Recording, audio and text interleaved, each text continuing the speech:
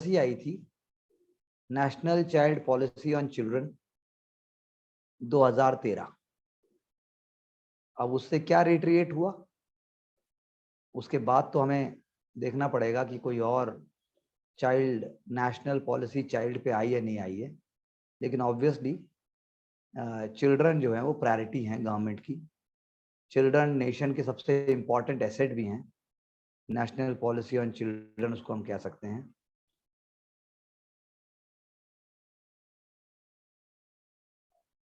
तो चेक कीजिए, सबसे रिसेंट पॉलिसी जो चिल्ड्रन की जो बात करती है वो मैं आपको बताना चाहता हूं कि चिल्ड्रन आर एसेट। वो एसेट्स हैं नेशन के लिए। चिल्ड्रन जो है वो हर प्रकार से सुप्रीमली इंपॉर्टेंट हैं और इस बात का जिक्र हमारे कॉन्स्टिट्यूशन में भी है, डीपीएसपी में भी है, फंडामेंटल राइट्स में भी है।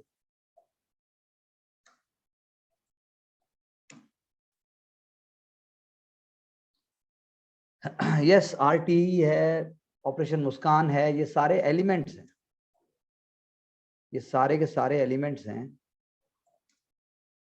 आरटीई या इवन जो है आपका integrated child development scheme, ICDS जिसको बोलते हैं, हाँ? या फिर आप बोलिए जो आपके स्कूलिंग के लिए है, सर्व शिक्षा अभियान। क्या आर्टिकल 21A, बिल्कुल।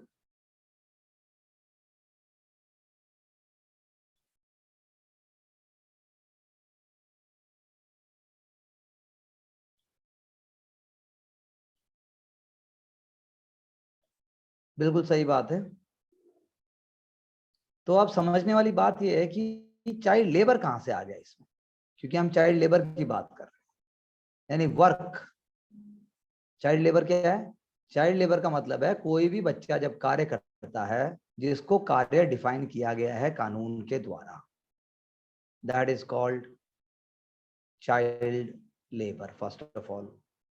यानी कि यदि आंचल या कोमल घर में खाना बनाते हैं तो क्या वो भी चाइल्ड लेबर है? वैसे वो चाइल्ड उसके लिए होना चाहिए, वो चाइल्ड नहीं है। लेकिन यूपीएससी कहता है कि उम्र बड़ा होने से आपकी चाइल्ड लाइक क्वालिटीज नहीं चली जाती। वाकई बड़ा होने में और चाइल्ड के बड़ा होने में फर्क है। बताइए कोमल जी, क्या कहना है आपका?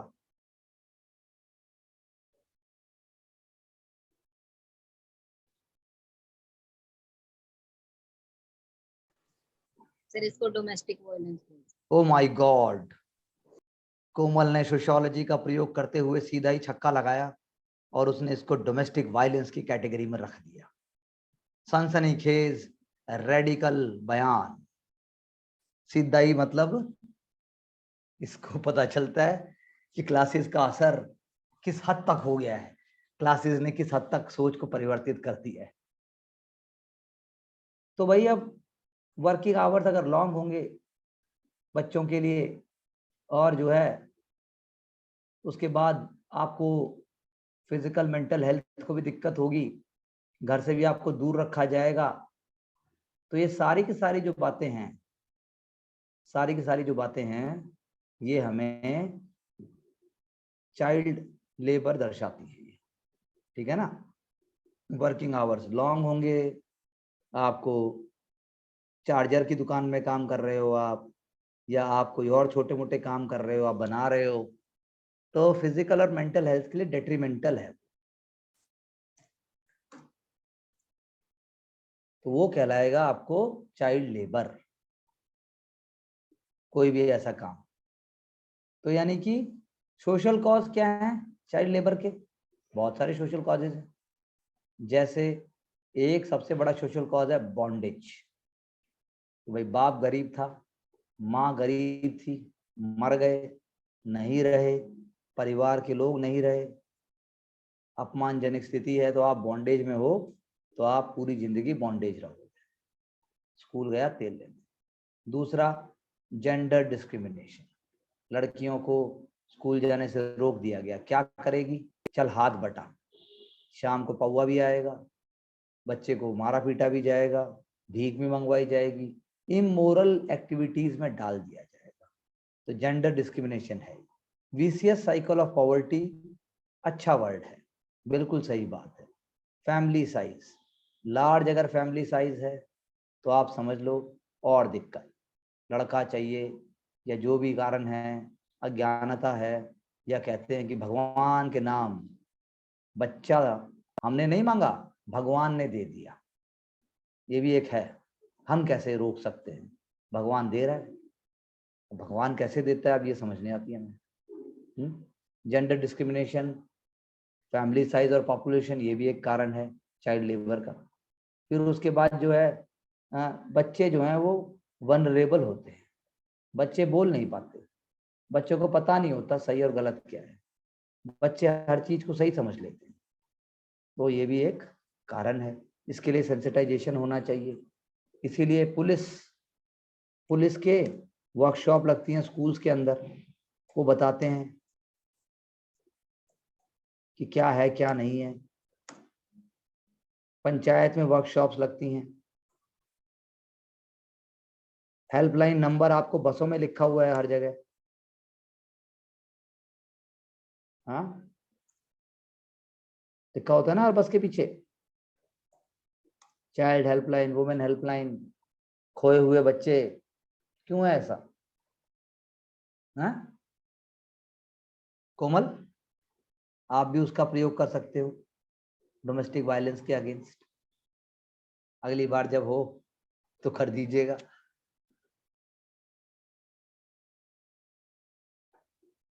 फिर उसके बाद एग्रीकल्चर के अगर हम एंगल को लें तो स्मॉल होल्डिंग्स है पेरेंट्स के पास, जमीन ही इतनी थोड़ी है कि कुछ है ही नहीं करने के लिए।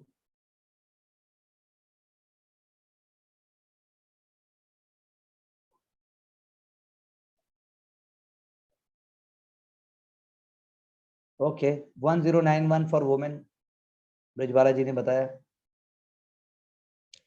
अन इकोनॉमिक होल्डिंग्स,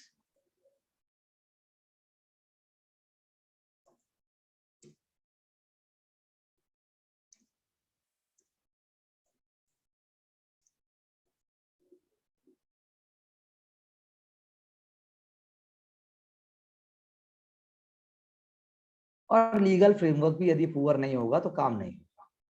तो इसलिए चाइल्ड लेबर जो है वो ऐसा नहीं सिर्फ इंडिया में है, चाइल्ड लेबर रिच कंट्रीज में भी है, चाइल्ड लेबर जो है डेवलप कंट्रीज में भी है। तो इसीलिए मिडिल क्लास जो है वो जैसे अब मिडिल क्लास में चाइल्ड लेबर है,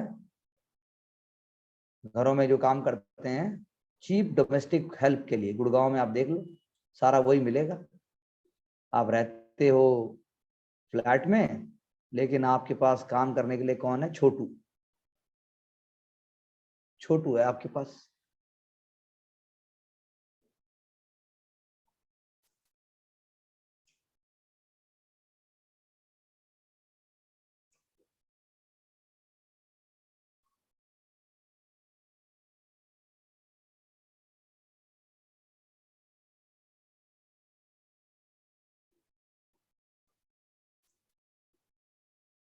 ठीक है, तो ये सारी चीजें आ जाएंगी।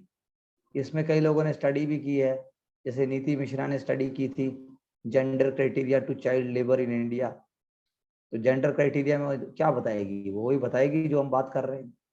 उन्होंने वही बोला, सबको मेल चाहिए, सबको मेल चाहिए, सब चाहते हैं कि मुझे लड़का, मतलब हमें लड़का मिले, ठीक है ना।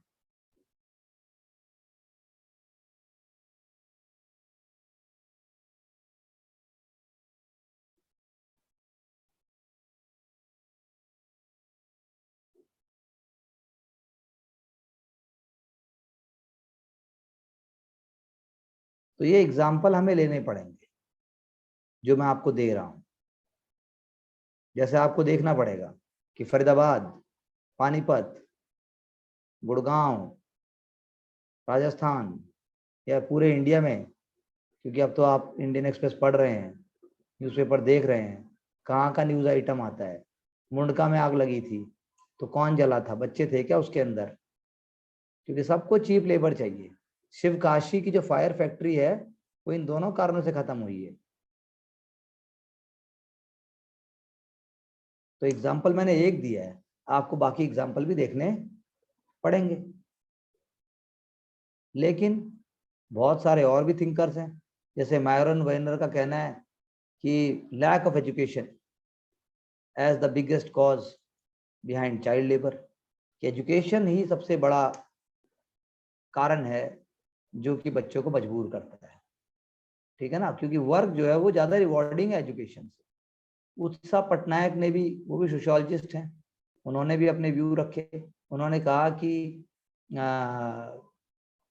सस्ते में काम होता है, कोई पंगा नहीं है, कोई पूछने वाला नहीं है, ठीक है, कोई आगे कोई मैनेजर नहीं बनाना, किसी को कुछ नहीं करना। तो उत्साह पटनायक ने कहा इकोनॉमीज, आर्थिक कारण सबसे बड़े हैं। आपकी फुटबॉल बनती हैं, हॉकी बनते हैं,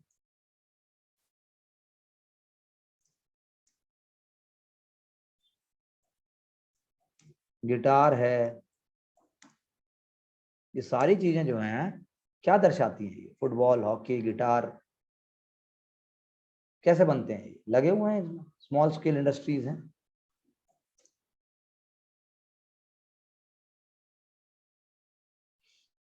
तो अब गवर्नमेंट ऑफ इंडिया की पॉलिसी आई, आर्टिकल 24 भी है इसके अंदर, चाइल्ड लेबर प्रोहिबिट करता है।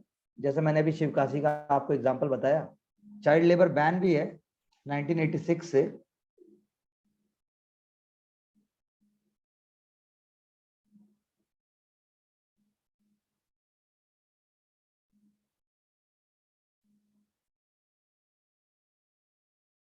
तो मतलब ये सारी चीजें जो हमने बात, जैसे मैंने शिवकाशी का एग्जांपल दिया, आप जजमेंट देखो उसकी।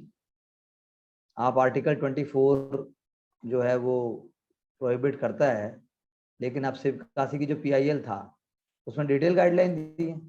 चाइल्ड लेबर तो बहुत ही पहले से बैन है, 1986 से बैन है, लेकिन खत्म ही नहीं हो रहा था। खत्म भी तो होना चाहिए, खत्म होगा तो कुछ होगा ना।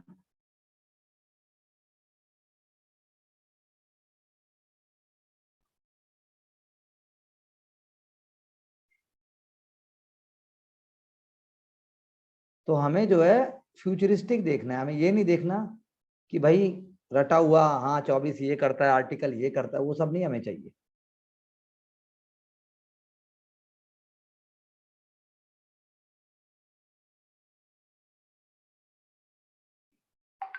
आप शिवकाशी केस की गाइडलाइंस देखिए, गाइडलाइन में आएगा बच्चों को स्कूल, बच्चों का ये, अब तो आधार कार्ड भी बायोमेट्रिक भी बन गए।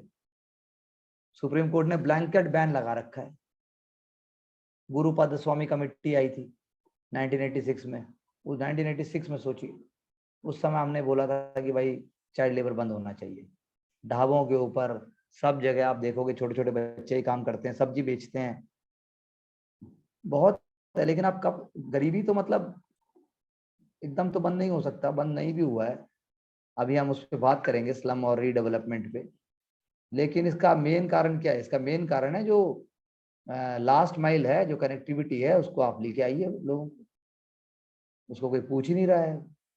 डिस्ट्रिक्ट कलेक्टर का रोल है कि मोटिवेट करे, चक्कर लगाए एरियाज में, देखे, ठीक है ना। कैलाश सत्यार्थी का मैंने आपको पहले एग्जांपल दिया था।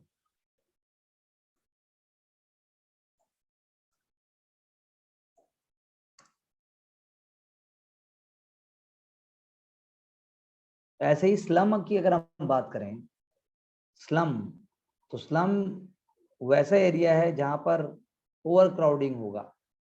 कोई भी ऐसा एरिया है जहाँ पे ओवर क्राउडिंग होगा, जहाँ पे फॉल्टी मैनेजमेंट होगा, जैसे धारावी की है, जहाँ पर वेंटिलेशन नहीं होगा, जहाँ पर फैसिलिटीज, कॉमन फैसिलिटीज होंगी लेकिन वो एकदम हापड़ दपड़ होगा, ओपन स्पेस नहीं होगा, और जहाँ पर जो है बिजली पानी की सुविधा नहीं होगी उसे हम स्लम कहते हैं। ऐसे एरिया को हम स्लम कहते हैं। गांव भी स्लम बन गए हैं, है ना। जैसे एक मैंने कहा टूटा फूटा हो, बिल्डिंग के डिजाइन उस प्रकार से हो, अरेंजमेंट स्ट्रीट का ऐसा हो कि एकदम खचर पचर बना हुआ हो, फिर उसके बाद जो है कम्युनिटी फैसिलिटीज हो, कंबाइन फैसिलिटीज हो, इंडिविजुअल फैसिलिटी है ही नहीं, तो उसे हम स्लम कहते हैं। एक फैक्टर या बाकी सारे फैक्टर भी स्लम ही कहलाते हैं। ये सारे फैक्टर जो है स्लम वर्ड के लिए यूज किए जाते हैं। लंदन भी एक समय में स्लम ही था।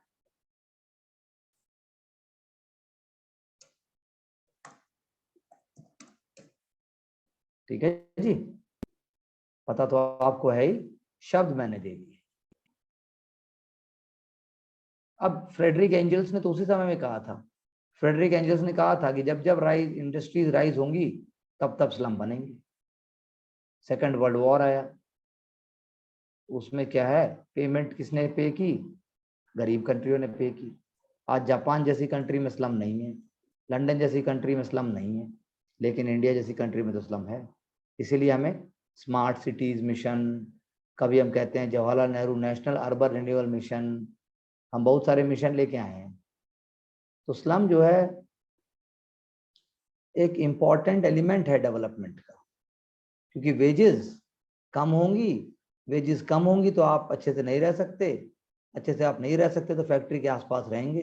तो गुड़गांव अगर आप नोट करोगे तो गुड़गांव में भी आई एम श्योर जगह जगह कॉलोनीज के स्लम्स बन चुके होंगे, मैंने देखे नहीं है वैसे। आप दोनों की तेजी से गर्दन हिल रही है, इतनी तेज तेज ऐसे शुतुरमुर्ग की तरह, उससे पता लगता है कि मेरी बात सत्य है। तो ये है स्लम। सरकार को ये बनने नहीं देना चाहिए, इसके लिए कदम उठाए जाने चाहिए, ठीक है, क्योंकि वो हाई कॉस्ट तो अफोर्ड नहीं कर सकता ना, they can't afford high cost living, high wages, इसीलिए वो स्लम में रहेगा। तो लेकिन और क्या होगा, मतलब कि अब इसका इलाज कैसे है, मतलब बाकी अगर हम बात करें तो बात यही है कि स्लम जो है एक अर्बन प्रॉब्लम है। जैसे ही अर्बन स्पेस बढ़ता है वैसे ही जो है हाउसिंग की प्रॉब्लम बढ़ती चली जाती है, वैसे ही चीज़ें जो है वो होती चली जाती है, अर्बन स्पेस बढ़ता चला जाता है और लैंड और जो बाकी एलिमेंट्स हैं they are becoming more expensive, और इसी वजह से जो है दिक्कत हो जाती है, और दिक्कत का रिजल्ट क्या होता है, आपके यहाँ स्लम्स हो गए। तो स्लम को खत्म करना है, लोगों को खत्म नहीं करना है, that is the whole point. इसीलिए इसके लिए क्या बनाया गया था, पहले टास्क फोर्स बनाई गई, task force on housing and urban development, ठीक है, वो अपने रिकमेंडेशंस देगी, उसके रिकमेंडेशंस को फॉलो किया जाएगा टास्क फोर्स के। इसीलिए आपने देखा होगा 1 BHK हाउसेस बना बना के दिए जा रहे हैं। दिल्ली में कठपुतली कॉलोनी है शादीपुर के पास, उसको भी रीडेवलप किया गया। धारावी को रीडेवलप करने की बात हो रही है कि उनकी जगह ली जाएगी, उनको उनके रहने के जगह के ऊपर एक एक कमरे वाला या 1 बेडरूम हॉल किचन, लेकिन उनको बड़ा अच्छा दिया जाएगा, एक रूम दिया जाएगा। लेकिन अब वो भी कहाँ दिया जाएगा, लोकेशन इज इम्पोर्टेंट, क्योंकि जैसे अब मान लो कनॉट प्लेस है, उसके पीछे भी स्लम है, वर्किंग क्लास सारी की सारी वहीं रहती है, फ्रंट फेस के ऊपर मेंबर ऑफ पार्लियामेंट और इलीट लोग रहते हैं, और पीछे वाली गलियों में वॉशरमैन, मेड, सर्वेंट, ये और इनके बच्चे रहते हैं। ये कहाँ से आएंगे रोज रोज, गुड़गांव से थोड़े ना जाएंगे कनॉट प्लेस रोज। तो इस बात को आप समझिए कि कैसे उसका एलिमेंट है, क्या होना चाहिए, और उसको फिर न्यूज़पेपर से लिंक कीजिए। डाउट पूछिए कोई अगर है तो आपको,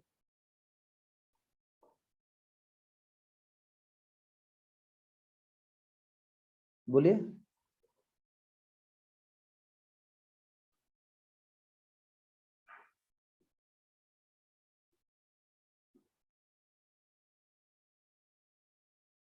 तो यानी कि अगर हम बात करें तो national institute of urban affair है दिल्ली में, उसने 3 स्लम के फैक्टर्स को दिया, 3 फोर्सेस को देखा। पहली है demographic dynamism of A city, यानी कि सिटी जो है गांव के लोगों को ज्यादा अट्रैक्ट करती है, ग्रेटर पोटेंशियल होता है, गांव वाले सोचते हैं या रूरल एरिया वाले सोचते हैं, वो शहर में आते हैं। शहर की कैपेसिटी इतनी होती नहीं, अगर कैपेसिटी नहीं है, दिल्ली है, दिल्ली में नहीं है कैपेसिटी, तो कॉलोनीज बन गई, कॉलोनीज बनती चली गई, बनती चलेगी, बनती चलेगी, अब लास्ट में फैसिलिटी आपको प्रोवाइड करनी पड़ेगी, कोई किसी को रोक नहीं सकता ना ऐसे। दूसरा वही जो मैंने आपको बोला, housing for all, Modi ji ने एक प्लान चलाया था, एक प्रोग्राम चल रहा है हाउसिंग फॉर ऑल, आप गूगल करिएगा और चेक कीजिएगा इसका करंट स्टेटस क्या है, वही हमारा आंसर होगा स्लम के उसको खत्म करने का सारे स्टेट्स के अंदर। हाउसिंग फॉर ऑल, ध्यान रखिए सोशियोलॉजी बड़ा ही डायनेमिक सब्जेक्ट है, पेपर 2 तो खासकर, ऐसे क्वेश्चंस में थिंकर का कोई रोल नहीं है, जबरदस्ती नहीं घुसा सकते आप। अब इसमें मार्क्स नहीं आएगा, वेबर नहीं आएगा, हर्बर्ट नहीं आएगा, इसमें स्पेंसर नहीं आएगा, इसमें डरखाइम नहीं आएगा, इसमें तो सोशियोलॉजिकल थिंकिंग आएगी, सामाजिक संरचना और सोच आएगा। आप इसमें वर्ड ला सकते हैं, हायरार्की, डिस्क्रिमिनेशन,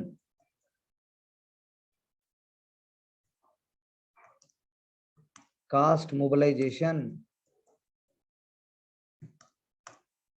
ठीक है, उसके बाद आप लेके आ सकते हैं इक्वालिटी, और जेंडर वेंडर तो मैं आपको बता ही रहा हूं। तो ऐसी चीजें आपको अपने आप लेके आनी है, बहुत सारे टर्म्स लेके आने हैं, सोशियोलॉजिकल टर्म्स। तो भाई जो है, अब जैसे मैंने बताया कि कॉमन कैरेक्टरिस्टिक होती है स्लम की, पॉपुलेशन ज्यादा होगी, पब्लिक फैसिलिटी नहीं होंगी, सड़ा हुआ होगा चारों तरफ से, और कमाल की बात क्या है कि उसी लोग पब्लिक टॉयलेट भी यूज करेंगे उसके बगल में ही रहते हुए, एक पब्लिक टॉयलेट होगा, वहीं सुबह नहा लेते हैं, वहीं से सुबह आ जाते हैं। चांदनी चौक के पीछे स्लम है, कटरा स्लम बन गए हैं, चांदनी चौक के जो कटरे थे वो क्या बन गए हैं,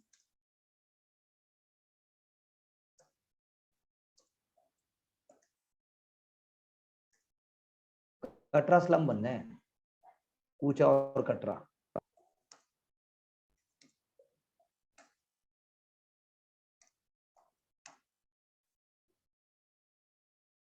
ठीक है ना, तो ये बात है। अब जैसे बहुत सारा काम किया गया, जैसे AR देसाई साहब ने काम किया था इस पे, और देवदास पिल्लई जी ने भी काम किया था, स्लम एंड अर्बनाइजेशन इन 1990, लेकिन अब 1990 वाली बात तो अब नहीं आएगी ना, तो 2022 आ गया, अब पोस्ट कोरोना आ गया, लेकिन आप हिस्टोरिकली मेंशन कर सकते हो। उसके अलावा तो आप जो है, जो राइटर्स इंडियन एक्सप्रेस में लिख रहे हैं, चाहे वो प्रताप भानु मेहता जी हो,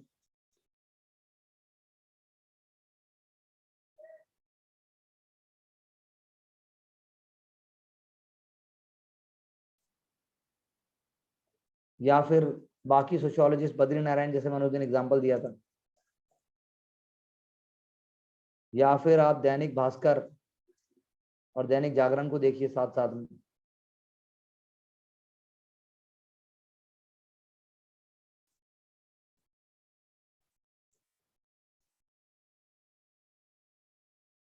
तो ही हो पाएगा हमारा अप टू डेट, नहीं तो अप टू डेट होने में भी दिक्कत होगी।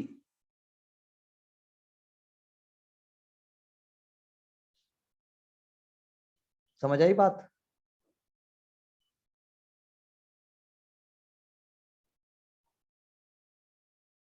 बोलिए बोलिए, कोई डाउट बोलिए, कुछ बोलते नहीं यार तुम, स्टूडेंट हो क्या या एस्पिरेंट हो? एस्पायर करो भाई, हैं? सोचो 3 घंटे की क्लास कोई ले तुम्हारी, तो 3 घंटे में तो सोना, खाना, धोना, नहाना सब हो जाएगा, और आदमी कहता है बस 1 घंटा 50 मिनट, तो इतने में क्या होगा, अबे इतने में तो यार मेरा कुछ भी नहीं होता, यहाँ 15 मिनट नहीं समझ आ रहा, 15 मिनट, इतने में तो यूपीएससी का 1/3 पेपर हो जाता है।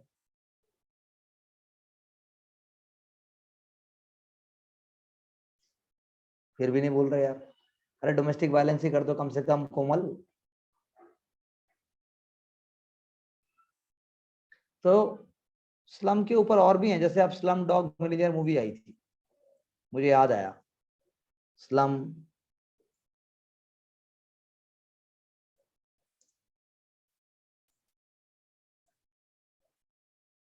आई थी ना स्लम डॉग मिलियनेयर,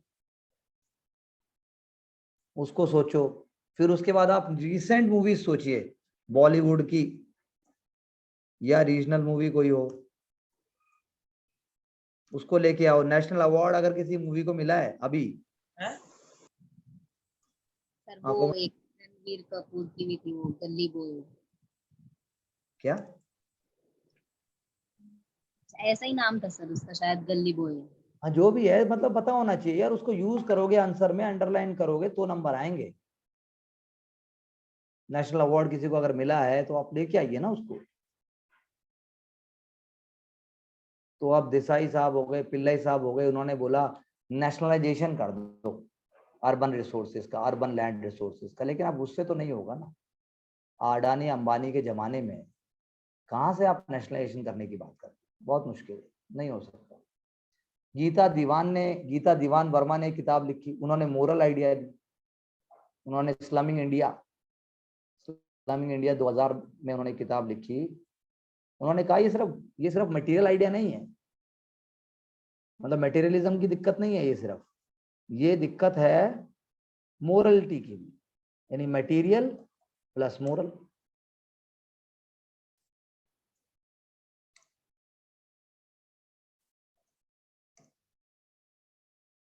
आप समझे, मटेरियल प्लस मोरल, कि बाकी लोग ऐसा होने देते हैं, बाकी समाज ऐसा होने देता है, हैं?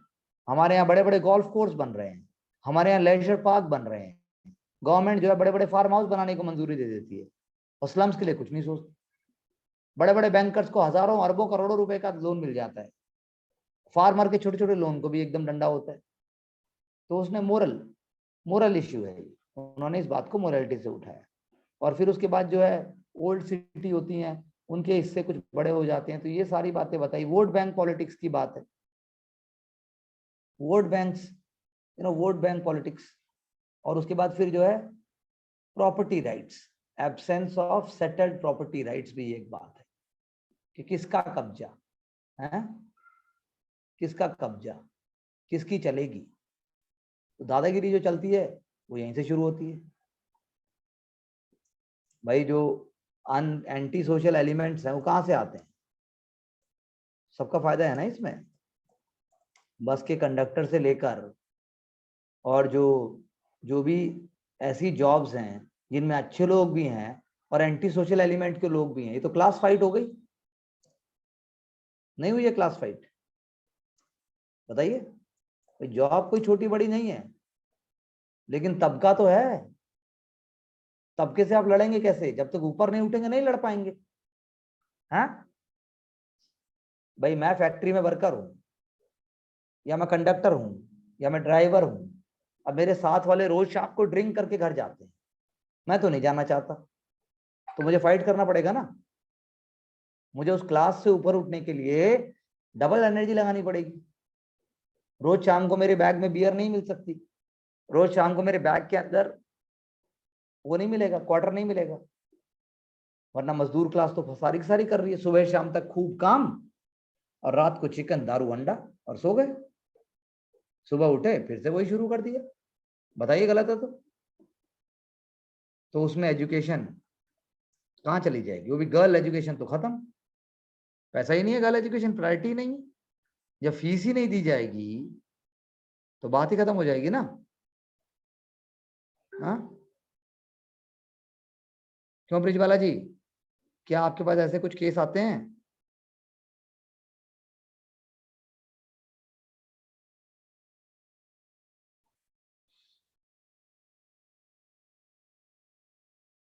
ब्रिजबाला जी,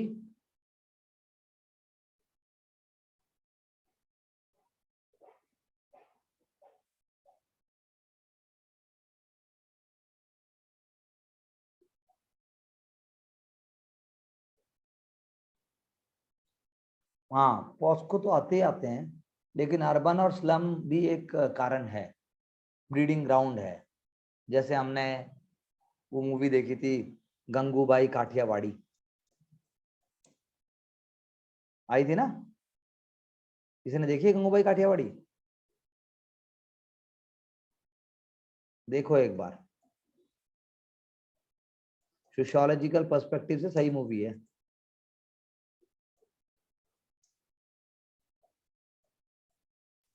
कोमल देख लो एक दिन। कब देखोगी?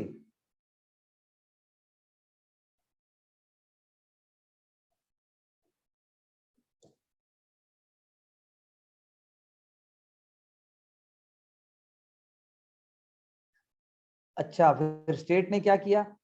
स्टेट ने सॉल्यूशन किया कॉस्ट ऑफ लिविंग को कम करने के लिए। राजीव रतन आवास योजना, जैसे मैंने बोला, हाउसिंग फॉर ऑल आया, निर्मल भारत अभियान आया, और उसके बाद जो है property rights to slum dwellers आया। हरियाणा में सबको एक लैंड देने की बात की गई, यू नो। अच्छा, स्क्वाटर भी है, एक स्क्वाटर एंड हॉकर एक्ट भी आया है। वो इनडायरेक्टली जुड़ा है स्लम से, डायरेक्टली तो नहीं, it is indirectly link with that.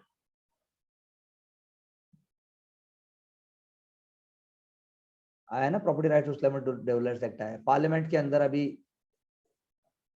चल रहा है।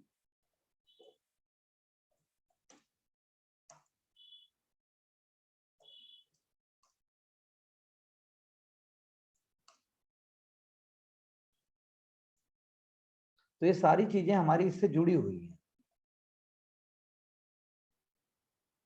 बताइए, और इसमें अगर आपको कुछ कहना है तो, वरना हम अगले टॉपिक पे आ गए हैं, पॉलिटिक्स एंड सोसाइटी। क्योंकि ऑलरेडी हम जो है कुछ बातें हम डिस्कस कर चुके हैं। सिटीजनशिप, डेमोक्रेसी, ये हम पहले बात कर चुके हैं। हाँ, अब हम बात कर रहे हैं सोशल एलीट्स की। सोशल एलीट्स कौन है? आप सोचिए, सोशल एलीट्स यानी जो सोसाइटी की जो वर्च्यूज हैं, सोसाइटी की जो वैल्यूज हैं, सोसाइटी जिनको वैल्यू दे रही है, उसके कारण जो अपर क्लास में आता है, उसकी हो गई सोशल एलीट्स हो गए। Those who are social elites are social elites is that class which is having that status because of virtue of the birth, knowledge, behavior, wealth. Similarly, political elite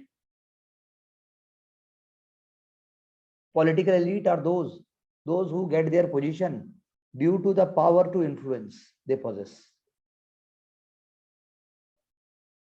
Political elite are more powerful because they have a unique position. They are having a lineage. They are having party affiliation. They are having social linkage. They are having position in the government. Okay, so political elite जो है India में, ऐसा नहीं कि slum dolour political elite बन जाएगा, नहीं, मुश्किल है बहुत। चीजें चेंज हो रही हैं। जो हमारे प्रेसिडेंट हैं अभी ट्राइबल, वो पॉलिटिकल एलीट क्लास से बिलोंग नहीं करते हैं, लेकिन वो रियली में जब एकदम कॉमन मैन और कॉमन ट्राइबल ग्रुप को वो करेंगे, टच करेंगे, then we can say that he or she is not a political elite. Otherwise, they will be part of political elite class.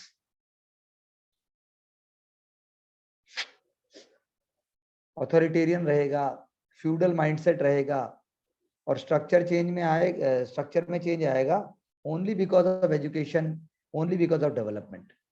So democracy will change towards better. India will become a mature democracy when everybody will be able to participate. Society in India जहां पर जो है kinship, कोमल, India में kinship ties strong हैं कि नहीं है?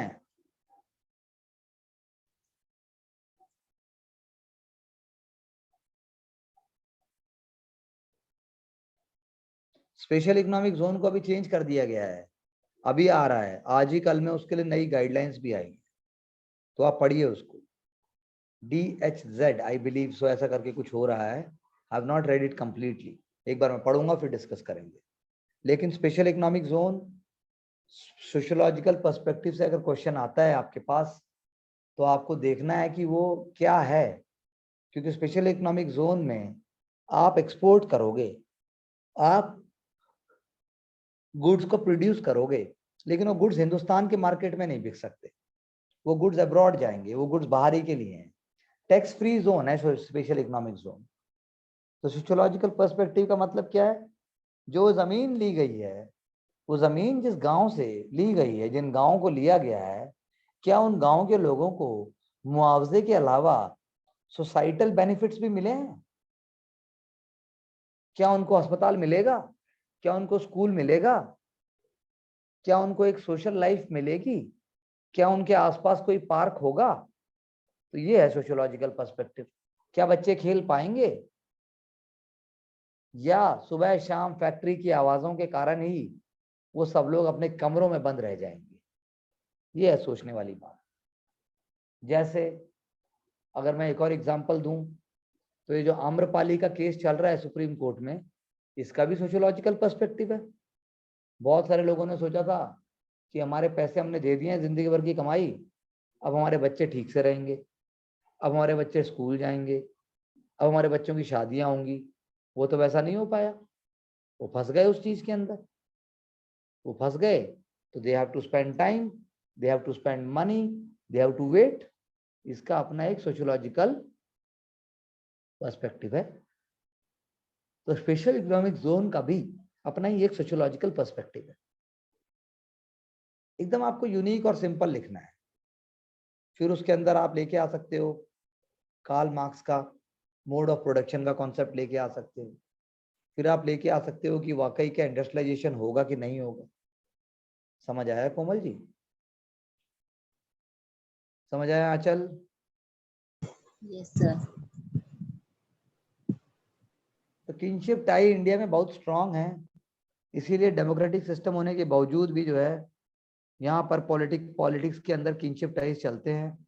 Political elite जो है इंडिया में अभी भी, पॉलिटिकल एलीट जो है इंडिया में कैसे दिखता है, उसको डायनेस्टिक रूल से बोलते हैं, उसको डायनेमिज्म से बोलते हैं, ठीक है ना।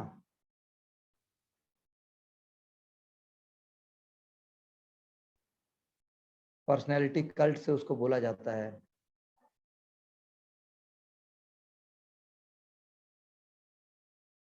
जैसे मान लिए हमारे माननीय प्रधानमंत्री जी ने किसी लीडर को ये कहा कि भाई थोड़े पतले हो जाओ, थोड़ा वजन कम करो, तो ये अपने आप में उनकी पूरी कॉन्स्टिट्युएंसी को मैसेज जा रहा है कि भाई देखो, प्रधानमंत्री जी को बोलना पड़ा, प्रधानमंत्री जी को बोलना पड़ा इनको कि आप ऐसा करिए।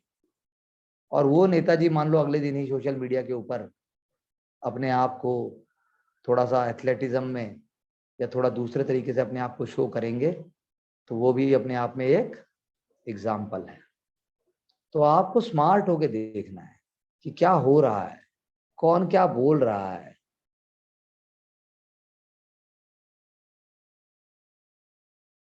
समझ आया कोमल जी?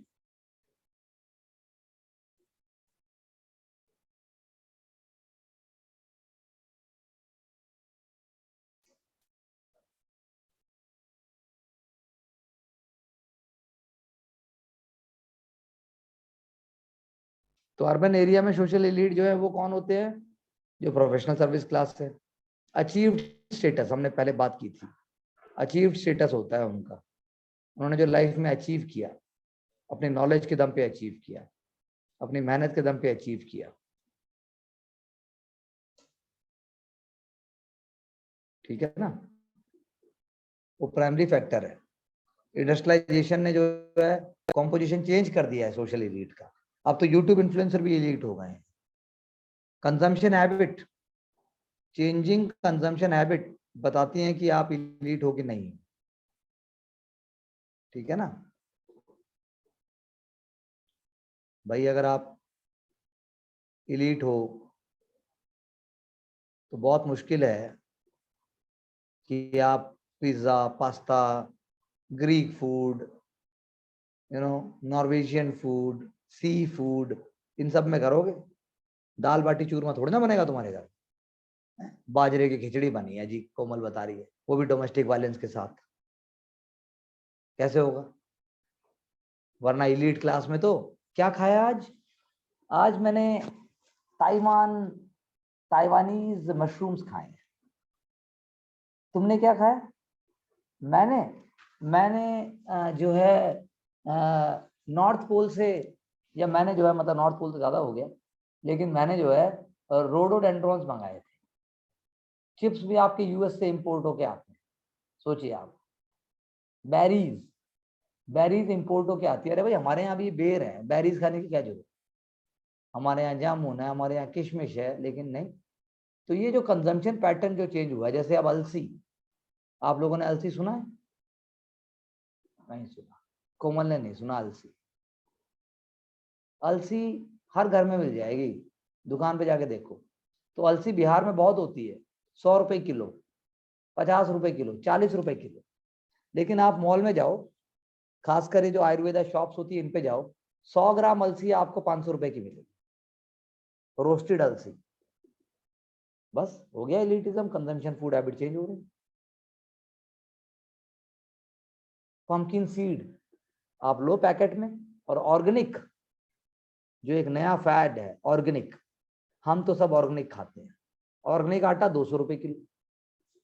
पता नहीं कैसे ऑर्गेनिक को कैसे पता लगा हो गया। तो ये सारी चीजें जुड़ी हुई हैं मैडम, जो हम बात कर रहे हैं, ठीक है ना। ये मैंने आपसे जो बात की है, मैंने बात की थी सोशल और पॉलिटिकल एलिट की। अब अगर मैं बात करूं रीजनलिज्म, जो पॉलिटिक्स से जुड़ा हुआ है। रीजनलिज्म का मतलब क्या है? यानी मेरे रीजनल सेंटिमेंट्स, मेरे कल्चरल वैल्यूज, मेरे रीजनल आइडियाज जो है वो बहुत ही प्रोमिनेंट है।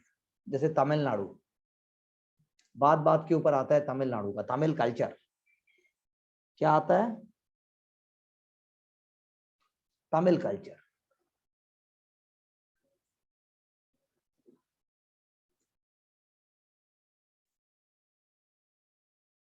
तो यानी कि food, education, literature, way of life distinct होता है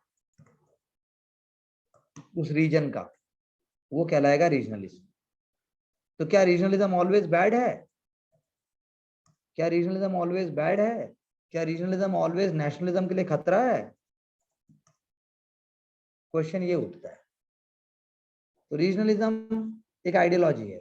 रीजनलिज्म, जैसे मैंने कहा कि डाइवर्सिटी और डिस्पैरिटी दोनों को दर्शाता है, क्योंकि एक इंडिया जैसे कंट्री में बहुत सारे रीजन हो सकते हैं, और हर रीजन जो है अपने आप में डाइवर्स है। हर रीजन अपने आप में जो है वो डिस्पैरिटी दिखाता है, कॉम्प्लेक्स दिखाता है अपने आप में वो। तो आप उसको कैसे वो करोगे? क्वेश्चन इज दैट, कैसे एड्रेस करोगे उस डाइवर्सिटी को, उस डिस्पैरिटी को आप कैसे एड्रेस करोगे? You know, diversity, disparity. तो क्वेश्चन उठता है, क्या वो इंपॉर्टेंट है कि नहीं है?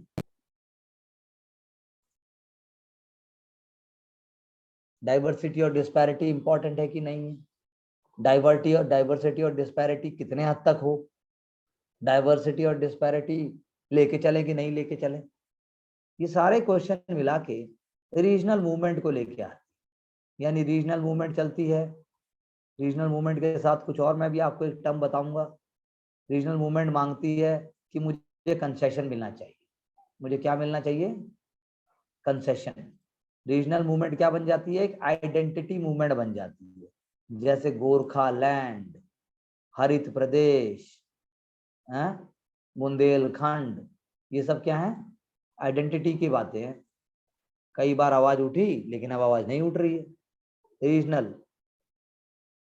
ठीक है ना। प्रिविलेजेस चाहिए, प्रोटेक्शन चाहिए, कंसेशन चाहिए। जैसे बुंदेलखंड है, अब प्रधानमंत्री जी ने बुंदेलखंड में मान लो डिफेंस कॉरिडोर बना दिया, साथ में एक्सप्रेसवे बना दिया, तो उससे एम्प्लॉयमेंट आएगी, उससे कनेक्टिविटी होगी, उससे रिसोर्सेज आएंगे, उससे फैक्ट्रीज आएंगी, उससे लिविंग स्टैंडर्ड इंप्रूव होगा, उससे मॉडर्नाइजेशन आएगा,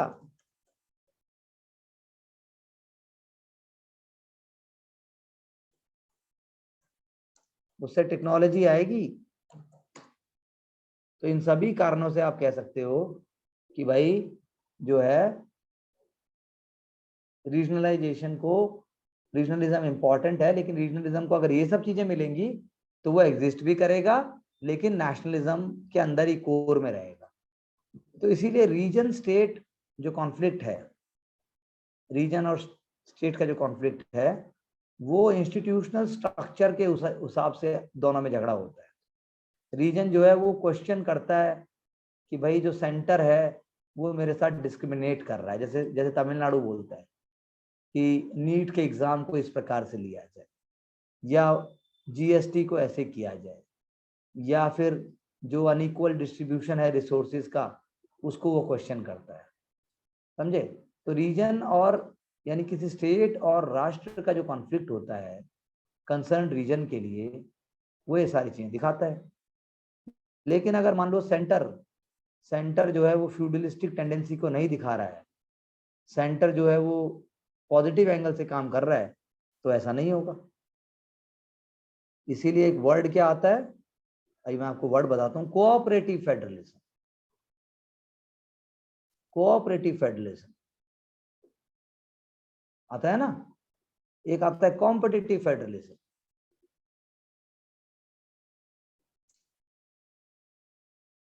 तो रीजनल कॉन्फ्लिक्ट कब देखेगा, जब इंस्टीट्यूशनल स्ट्रक्चर के अंदर सेंटर और state they are not at the same page, जैसे west Bengal in the present times. तो regionalism, west Bengal is not demanding a separate state, लेकिन रीजन जैसे तेलंगाना कैसे अलग राज्य बना, डिमांड ऐसे कर करके बन गया। तेलंगाना स्टेटहुड की डिमांड थी,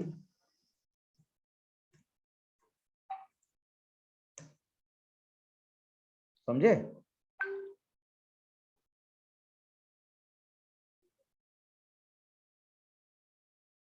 तो ये है सारी बात। कोई और डाउट हो तो बताइए। इसीलिए ऑब्जेक्टिव क्या होना चाहिए कि ऑब्जेक्टिव अलग अलग हो सकते हैं, कि भाई लोग जो हैं अकोमोडेटिव भी हो सकते हैं, लोग जो हैं वो सेपरेटिस्ट जैसे खालिस्तान की आप बात करते हो, लोग जो हैं वो वेलफेयरिस्टिक भी हो सकते हैं। तो अलग अलग है, अलग अलग एटीट्यूड है, अलग अलग वैल्यूज हैं। तो अपोजिशन दो चीजों का जब मिलेगा, जब आप ठीक से वो चीज करोगे। जैसे खालिस्तान की हम कई बार देखते हैं ना, अभी भी एनआईए उसको करना चाहता है खालिस्तान को, कि भाई ये कहाँ से आया है, क्यों हो रहा है। तो ये वाली बातें हैं ये सारी की सारी। वेलफेयर के नाम पे भी हो सकता है, वैसे भी मांगा जा सकता है, तो अलग अलग एंगल है। इसमें हम कोई एक बात कह दें ऐसा नहीं है।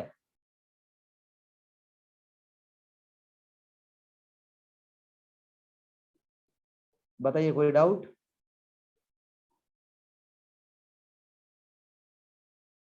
तो जैसा मैंने कहा कि अलग अलग वैल्यूज आ सकती हैं, अकोमोडेटिव हो सकता है, सेसेशनिस्ट भी हो सकता है।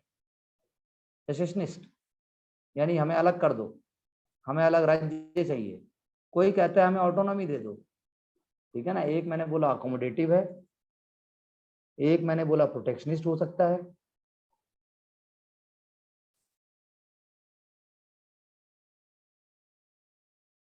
एक मैंने बोला सेपरेटिस्ट भी हो सकता है, और एक मैंने बोला सेसेशनिस्ट भी हो सकता है। तो सब अलग अलग मांग डिमांड्स हैं। आपको एक व्हील की तरह देखना है इसको, क्या व्हील की तरह। तो ये कुछ बातें हैं जो रीजनलिज्म और जो उससे जुड़ी हुई हैं। और रीजनलिज्म अपने आप में एक बहुत ही इम्पोर्टेंट कॉन्सेप्ट है। इसको हम जो है डिसेंट्रलाइजेशन से भी लिंक कर सकते हैं।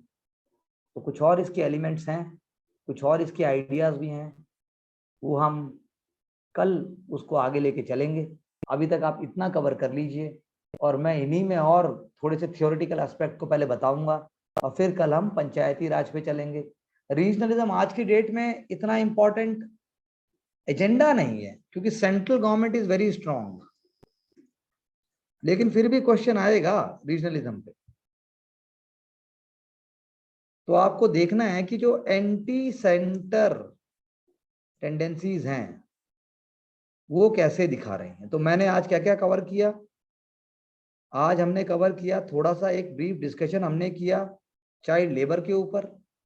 फिर हमने ब्रीफ डिस्कशन किया स्लम डेवलपमेंट क्या होता है, क्यों नहीं होना चाहिए।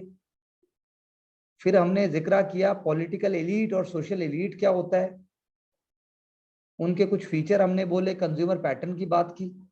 और फिर हमने छोटा सा डिस्कशन किया रीजनलिज्म के ऊपर। रीजनलिज्म के ऊपर न्यूज़पेपर, ये सारे, उनमें न्यूज़पेपर बड़ा इंपॉर्टेंट है।